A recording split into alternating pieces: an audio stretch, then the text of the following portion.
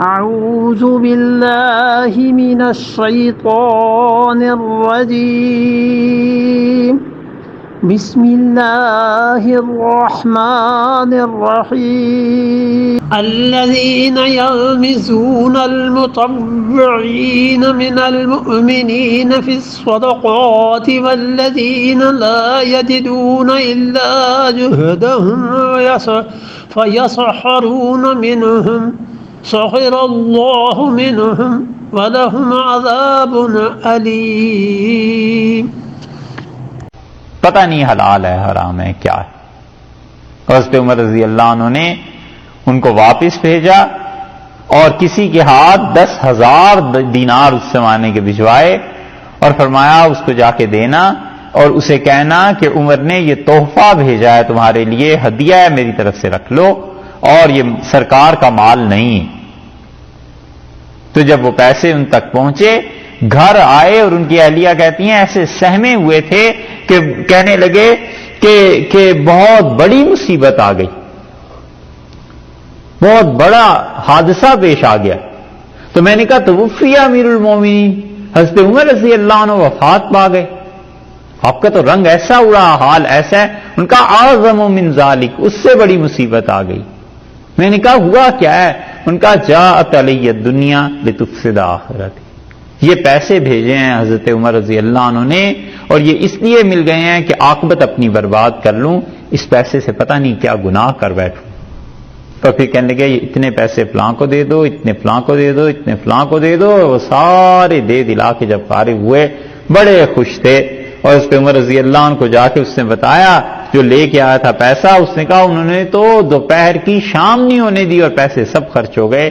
تو حضرت عمر رضی اللہ عنہ نے کہا الحمدللہ الذی لم یخیب ظنی بہ، اللہ کا شکر ہے جس نے میری امید کو نہیں توڑا، جو اس سے مجھے امیدیں وابستہ تھیں جب میں اسے بھیج رہا تھا. تو سعید نے میری امید کو نہیں توڑا. میں سمجھتا تھا یہ ایسی اچھے کردار کا. یہ ہے مومن کا کردار، بس کہ آدمی ہزاروں میل کے فاصلے پہ ہو اور مہینوں اور سالوں کا وقفہ ہو تو بھی پتا ہو کہ یہ آدمی ایسا کام کر نہیں سکتا، پتہ چل جاتا ہے. یہ چیز ہے.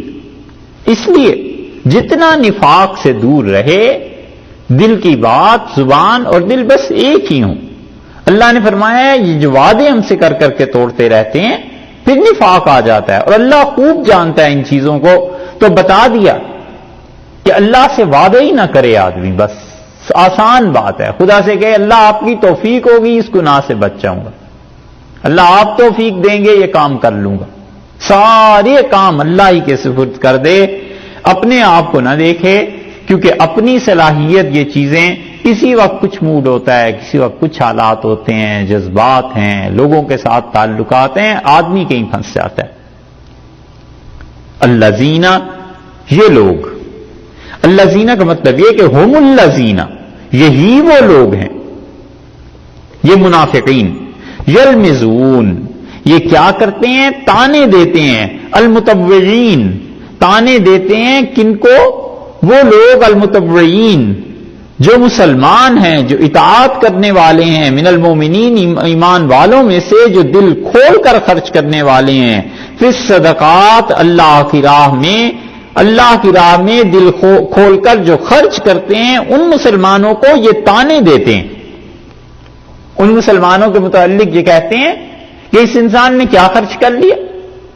عبد الرحمن ابن عوف رضی اللہ عنہ اپنا آدھا مال لے آئے، انہیں تانے دیتے ہیں کہ یہ تو اس لیے لایا ہے کہ ریاکاری ہو جائے.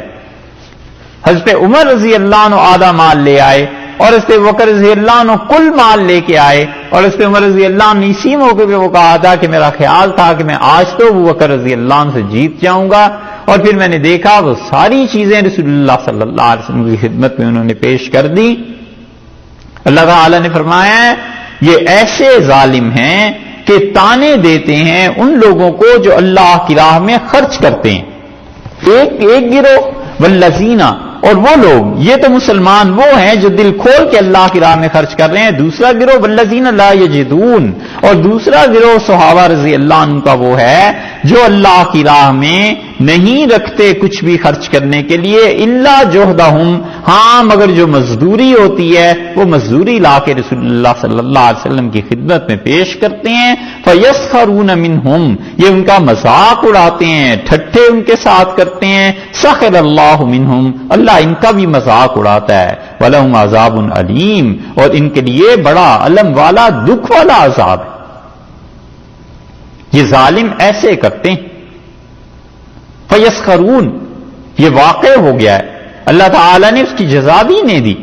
تو دو جماعتیں ہو گئیں.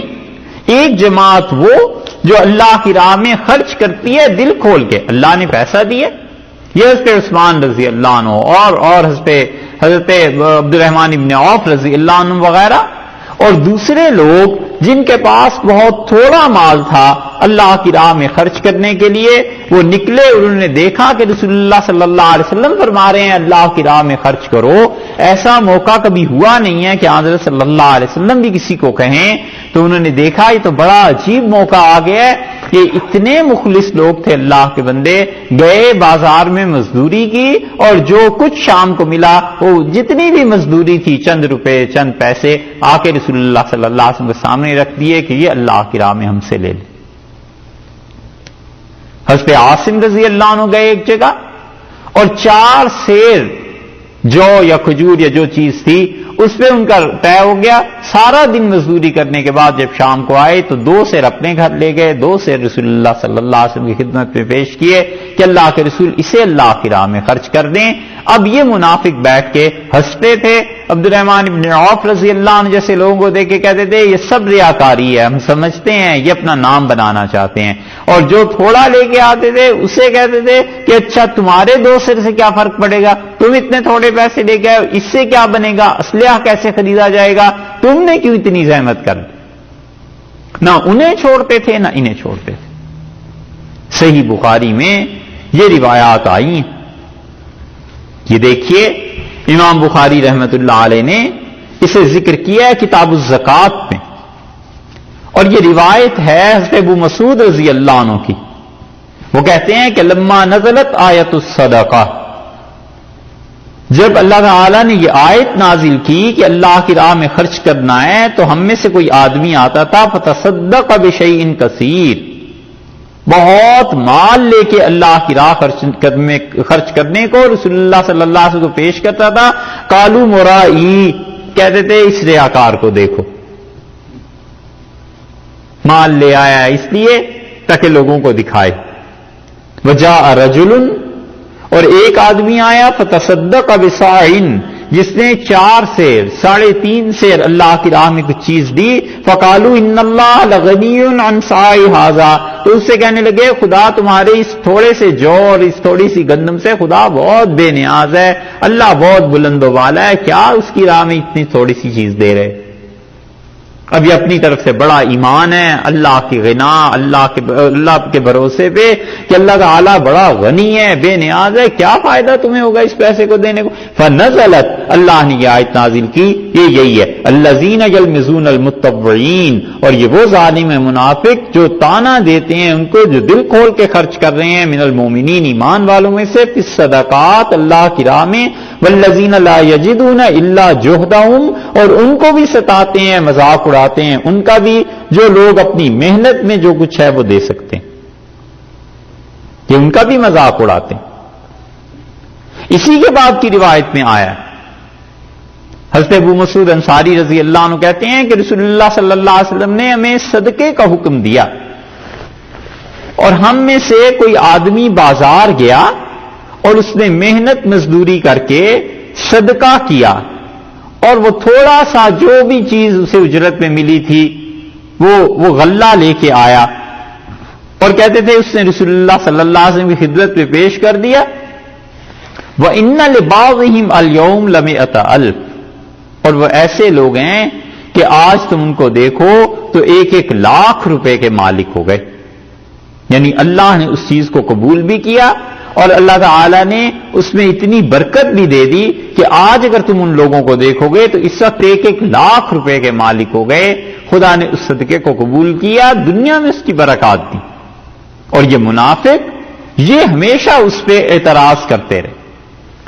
کتاب التفسیر میں سورہ توبہ کی جو تفسیر ہے، امام بخاری رحمۃ اللہ علیہ پھر ان چیزوں کو لائے، اور اس پہ ابو مسعود انصاری رضی اللہ عنہ کی روایت لائے ہیں کہ جب رسول اللہ صلی اللہ علیہ وسلم نے صدقے کا حکم دیا فجاء ابو عقیل بنصف صاعین، تو اس پہ ابو عقیل رضی اللہ عنہ لے کے آئے نصف صاع، 4 سیر کا بھی آدھا، 2 سیر. وجاء انسان باکثر منہ، اور کوئی اس پہ ابو عقیل رضی اللہ عنہ سے زیادہ کچھ لے آیا. فقال المنافقون، تو منافق ہر ایک پہ طنز کرتے تھے، کہتے تھے ان اللہ لغنی عن صدقۃ ھذا، اللہ اس تھوڑے سے غلے سے بڑا بے نیاز ہے، خدا کی ذات بڑی بلند ہے، اس تھوڑے سے غلے سے کیا بنے. وما فعل ھذا الآخر الا ریاء، اور جو زیادہ لے کے آیا اسے کہتے تھے تم تو ریاکاری کرتے ہو، تم تو صرف لوگوں کو دکھانے کے لیے پیسے خرچ کر رہے ہو. فنزلت، اللہ نے یہ آیت نازل کر دی. اور اسی کے فوراً بعد وہ حدیث لائے ہیں کہ حضرت ابو مسعود انصاری رضی اللہ عنہ نے کہا کہ رسول اللہ صلی اللہ علیہ وسلم نے صدقے کا حکم دیا اور ہم نے صدقہ کیا. وَإِنَّ لِأَحَدِهِمُ الْيَوْمَ مِئَةَ أَلْفٍ، اور آج کے دن ہم میں سے کوئی آدمی جس نے اس وقت تھوڑا سا صدقہ کیا تھا 1 لاکھ کا مالک ہے. كَأَنَّهُ يُعَرِّضُ بِنَفْسِهِ، راوی کہتا ہے معلوم یہ ہوتا ہے کہ حضرت نے اپنی جان کے متعلق کہا، اپنے متعلق کہا کہ میں نے تھوڑا سا اس وقت اللہ کی راہ میں خرچ کیا تھا، آج اللہ تعالیٰ نے مجھے 1 لاکھ کا مالک بنا دیا ہے. اللہ تعالیٰ نے اس میں اتنی برکت دی رضی اللہ عنہ. اور جو منافقین تھے بس اعتراضات ہوتے رہے کہ یہ اس آدمی کو دیکھو جو زیادہ خرچ کر رہا ہے اس کی بھی جان نہیں چھوٹ رہی، اور جو کم خرچ کر رہا ہے اس کی بھی جان نہیں چھوٹ رہی. اللہ تعالیٰ نے ان کے متعلق فرمایا ہے کہ یہ منافق ایسے ہیں، اور ان کو دیکھیے کہ انہوں نے فَيَسْخَرُونَ مِنْهُ، کیا کرتے ہیں؟ مذاق اڑاتے ہیں. اس آیت سے پتہ چلتا ہے کہ انسان بغیر ضرورت کے اعتراض نہ کرے. یہ اعتراض جو ہے نا، یہ بہت بڑی بیماری ہے جو انسان کی اخلاقیات میں ہوتی ہے، نہیں کرنا چاہیے.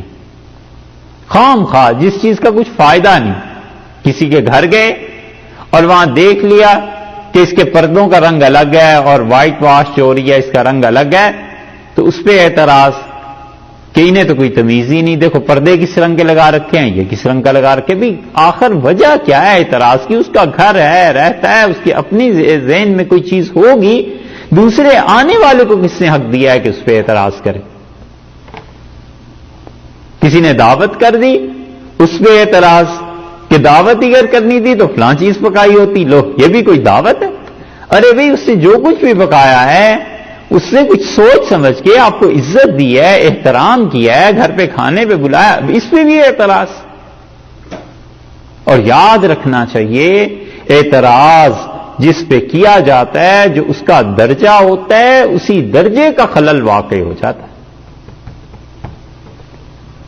بچہ والدین پر اعتراض کرتا ہے اور والدین کے ساتھ معاش وابستہ ہوتا ہے نا، معاش میں خلل آ جاتا ہے. 1 دن 2 دن 4 دن اعتراض کرتا ہے، پھر ماں باپ اس کے ساتھ وہ رویہ نہیں رکھتے جو باقی بچوں کے ساتھ ہوتا ہے. کہتے ہیں اس کے تو نخرے ہی ختم نہیں ہوتے، اس کے لیے تو جو چیز پکاؤ مصیبت بن جاتی ہے، ڈانٹ بھی پڑتی ہے اور کھاتا پھر بھی وہی ہے جو گھر میں پکتا ہے. تو اعتراض جس درجے کا ہوا اس درجے کا نقصان پہنچتا ہے بغیر وجہ کے. استاد ہے، آپ حضرات سب کمپیوٹر جانتے ہیں نا، کسی بچے کو بٹھا کے دیکھو نا کمپیوٹر وہ سیکھے، اب وہ بار بار اگر اعتراض کرے لو آپ کو یہ نہیں آتا، یہ چیز کیوں ہو گئی، یہ ایسے کیوں ہو گیا، یہ ایسے، جتنا اعتراض کرے گا سکھانے والے کا دل اتنا ہی تنگ ہوگا، جھک مار لیتا ہے وہ. آخر تو اس سے کوئی استاد کہتا ہے کہ اچھا بھائی تم خود ہی بن جاؤ کمپیوٹر کا انجینئر، تم ہی خود کر لو کام، ہم نہیں کرتے. یہی چیزیں ہوتی. جتنی شخصیت جیسی ہوتی ہے اس اعتراض سے اس شخصیت کے ساتھ جو تعلق کی نوعیت ہے اس میں فرق آ جاتا. اسی لیے صوفیہ منع کرتے ہیں کہ بغیر کسی وجہ کے اپنے مشائخ پر اعتراض نہ کرے، وگرنہ ہوتا یہ ہے کہ اللہ کی طرف سے جو اسی کا حصہ ہے، شیخ کا کیا، وہ تو ایک درمیان کا واسطہ ہے، اللہ ہی ہیں جو تزکیہ کرتے ہیں، اور اللہ تعالی ہی ہیں جو سلوک طے کرواتا ہے، اور اللہ ہی کی ذات ہے جو تزکیہ کرتی ہے، شیخ کہاں تزکیہ کر سکتا ہے؟ لیکن وہ واسطہ ہوتا ہے نا درمیان میں، تو یہ جب اس سے اعتراض کرتا رہتا ہے تو اللہ نے اس کو تزکیہ اسی راستے سے دینا ہے، اس راستے میں جتنی مٹی مل لے گا اتنے ہی زیادہ اپنے آپ کو خراب کرے گا۔ اور یہی شخصیت شیخ کی بجائے نبی کریم صلی اللہ علیہ وسلم ہو، ان سے ایمان ملا ہے، اب اعتراضات کر کر کے منافقین نے اپنا ایمان بیڑا غرق کر لیا، ایمان ہی نہیں رہا۔